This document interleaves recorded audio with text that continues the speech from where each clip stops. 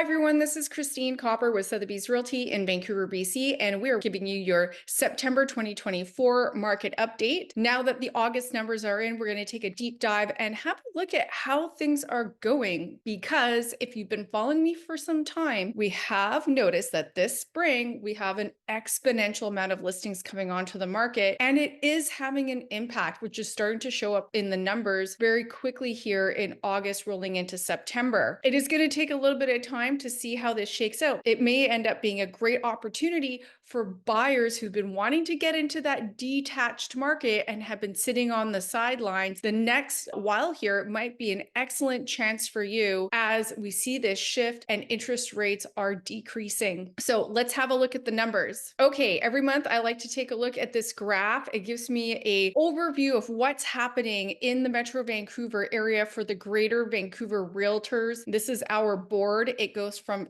Whistler to Maple Ridge. So remember, this is very much high level, taking a look at, say, example, the TSX index as a way to kind of just see what's happening in the market overall. So for August, our sales were at 1,904. So that was down 18% month over month, down 17% year over year, and 26% below the 10-year average. I have to admit, these are pretty weak numbers for August, given that we just had two back-to-back rate decreases during the summertime. Haven't seen August sales this low until you go back to that 2018, 2019 period after the stress test was introduced. It is low for August sales. We'd like to see things pick up here in the fall. Traditionally, it is the second busiest time of the year. We finally have the inventory that we're going to talk about in just a moment, interest rates decreasing. So that could really set up for a great fall, but we really need to see how it all shakes out. So make sure you keep in touch with us. So new listings. 4,109 new listings came on in the month of August. That was down 27% month over month and up 4% year over year, just down 2% below the 10-year average. This is normal considering it's the summer season. It's not typically when we see a flurry of listings coming on the market. However, it is a healthy amount of new listings and new inventory coming, giving buyers selection. Total inventory available on our board at the end of August was 13,812 homes available for buyers to purchase or sellers to purchase and then sell their properties. That's down 4% month over month. So a bit of a tightening up here from July and some of the, 14,000 homes we had available, but it's also up 37% year over year. So we are seeing that continuation of more inventory coming on the market. We have needed this selection so that market participants can do what they need to do. Remember, sellers will be hesitant to bring their properties to market if they don't feel like they can find something to buy. And traditionally, we have been in a low inventory environment, basically historically over the last 10 years, barring some very short periods in time where there's been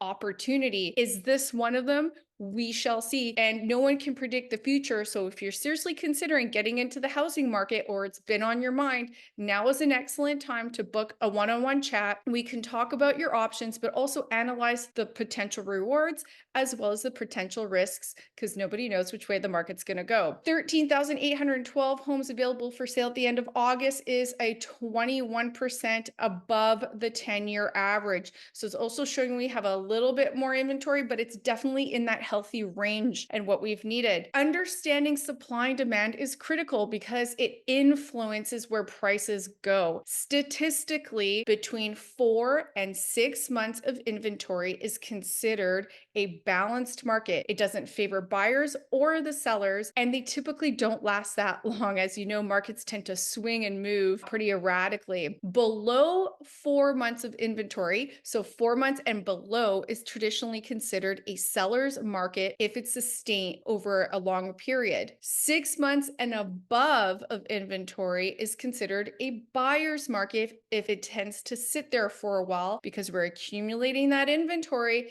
and then eventually there's just not enough demand to support all of that inventory, and therefore there starts to become a downward pressure on prices because there's just not enough demand to absorb the active inventory at today's prices. So one thing that we have been watching and and we look at every month, and this is why this is probably one of the most important parts of this video, is we are watching that trend. And you can see now it's normal in December and January to have these jump ups into the inventory. And I would say also a bit during the summer as well, because it's when a lot of market participants take time off and we're not all in the house hunting, house selling game. So it's not uncommon to see a jump up in the months of inventory. But as you can see, the trend that we're seeing here for this year is we were sitting just above the 4 months of inventory, the divide between a balanced market and a seller's market. And you can see that we had the benchmark price here, because it's in white, it shows that the price was appreciating. You can see that it was more kind of on the stronger side of the balanced market for sellers, where we had price appreciation. But as we've come in further into the year, you can just see this consistent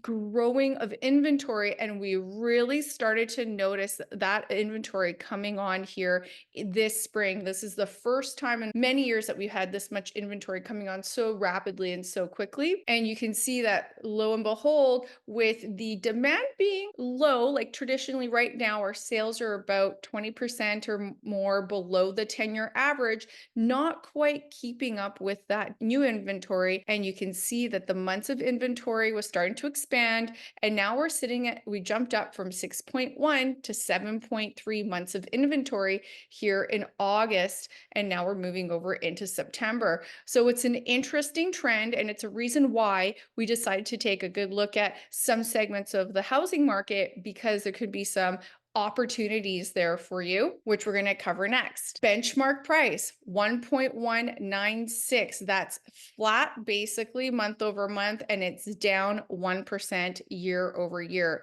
So you can see that we're starting to give away some of the gains that we had earlier this year, and who knows where things are moving into the future. We are going to talk about some of the signs like interest rates decreasing, which could stimulate this market environment. Again, we are coming out of August. This is traditionally and seasonally a slower time of year. However, we are noticing that the sales so far in September have been quite weak in a particular market segment. Let's move on and just quickly have a recap of detached townhomes and condos, and then get into the deeper dive into Vancouver East. So the Metro Vancouver market, detached homes, there was 500 sales last month. Sales are down 14% year over year. The benchmark is sitting at 2,048,000. It's up 1.8% year over year, but down 0.1% month over month. And we've had these little decreases happening. So stay tuned to see what's next. Townhomes sales last month, 370. Sales are down 12% year over year. Your benchmark price is sitting at 1,119,000. Benchmark price is up 0.8% year over year, and the benchmark month over month is just down 0.5%. Again, it's pretty much flat. Condos, 1,012 sales last month, down 20% year over year. A higher double-digit slowdown in condo sales. Benchmark price is sitting at 768. Your benchmark price year over year is surprisingly up 0.1% and flat month over month. So that kind of just gives you an idea of the benchmarks. But of course, we need to get into those market segments. And today we're going to take a look at the Vancouver detached market to see what's happening there. So here we have the blue chart is the amount of inventory coming on, and you can see from last July, this is last year, steady eddy, decreasing in December. It's the fall, not a lot of people list, and then we come into our spring market traditionally when we see a lot more inventory. However, then you can see this orange line, which is our sales, and you can see the sales were pretty decent last July, around about 90 sales, and then they kind of drift down, the second busiest time of the year going into the winter, and then they really had a good run here in the spring. And as we've headed into the summer, they've tapered off. But what you can see here is that they really have tapered off. And in fact, compared to the amount of inventory that's coming on, there's actually a lot of inventory accumulating in this market segment. So if you have been thinking about detached homes, listen up. And here's where we can put this all into perspective. This column here is the months of inventory. So you can see about a year ago, we were sitting at about 5 months of inventory, neither favoring sellers or buyers. And throughout the year, it drifted up into months of inventory. That tightened up. Obviously, that makes sense seasonally as we head into the fall here, right? This is basically where we're at right now now a year ago, but this is where we are today. And you can see how that the months of inventory has taken a significant jump, over 12 months of inventory as of August. And what has also been interesting is we haven't actually seen a lot of detached sales come through. In fact, so far, there's only been 4 reported detached sales this month. Sometimes it takes time for the sales to show up, particularly after coming out of the summer, because again, the activity doesn't happen in August. It usually starts again in September. And then you start to see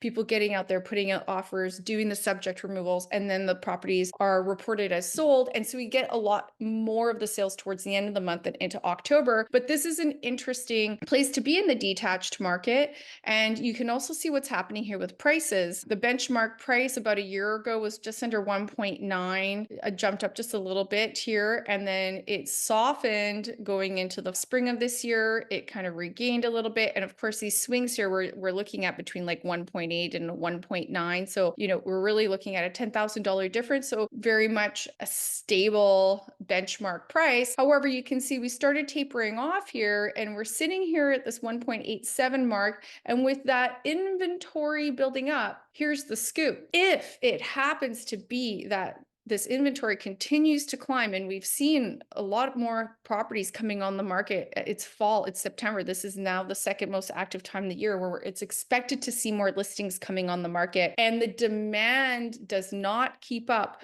where we are going to see further accumulation of inventory, which should probably put a bit of a downward pressure on prices. But the caveat here is the interest rates, because if you wait for lower interest rates, you could actually still end up paying more if you're trying to secure a home at a lower price once you do some of the math. So what could be an opportune time for any buyer that was thinking about getting in the detached market, whether it's now or 3 months from now? We don't know what this interest rate downward cycle is going to do. One would presume that the market's going to pick up, and then we're starting to see prices go up. But right now is kind of an opportune time where there is a lot of inventory. The market isn't moving too fast, too quickly, and therefore the upward pressure on prices hasn't showed up, and can be an excellent time for you to negotiate on a detached property on the east side. And interestingly enough, we'll take a look at the next segment in Vancouver East, and that's the townhome segment, which seems to be performing quite well. And part of that might have to do with the fact that interest rates are still keeping home buyers out of that higher $2 million mark and being forced into this lower range, call it around that 1.5, 1.1 to 1.5-ish range. And in fact, we just sold a townhouse on the Vancouver East side in multiple offers, and 2 more listings came up in that same complex. And lo and behold, the last one to come on the market also received multiple offers. So we sold our property with multiple offers, and so did the other property. It received 4 offers and sold at a record-breaking price like ours in the complex. And there was one other sale that occurred as well with a very strong price. Interestingly enough, in these townhomes being around that $1.5 million range is really closing the gap there when you think about that 1.9-ish mark for the detached homes. And this market seems a lot stronger. Look at the inventory here. While there's some inventory increasing, it's starting to come off, but the sales, while they really came up, they pulled off a little bit, but you can see that they're also steady and more increasing versus falling off a cliff. So if you're someone with a townhome, this might be your opportunity to get an evaluation on where things are at for your particular product and see if you're able to close that gap and go from the townhouse market into the detached market. Pretty cool. Haven't seen this for a while. And here's that benchmark price. Look at that. Softened up a little bit. Again, we're looking at 1.140 all the way down to $1.6 million here. So about an $80,000 swing here in price range. But you can see it's holding on really strong, and it doesn't look like that benchmark is softening up. East Van months of inventory, as you can see, also below that 4 months of inventory. So that's looking great for the east side townhomes. This market segment really is performing very well. So if you're actually trying to move from a condo condo into a townhouse, that's where this is the segment where you have to be prepared to make your moves. So Vancouver East condos, what's happening there? Here you can see we had lowering into the fall of inventory. Now we've been seeing a rise in inventory, the blue bars. Sales are slowing down a little bit. Months of inventory, this is probably very extreme, but we're going from like, say, balanced market, 4.5 months of inventory up to 6 months of inventory. So now you're just getting into that buyer's market territory. And here you can see the benchmark price between 720 and about 705. So there's been a little bit of weakness. And if that inventory continues to accumulate, as we discussed, this could also be your opportunity to get into that condo market if you're a first-time home buyer or wanting to make a switch. So that's something to consider as well. So what's going on with interest rates? Because obviously interest rates do influence our market. They have such an impact. And we've had 3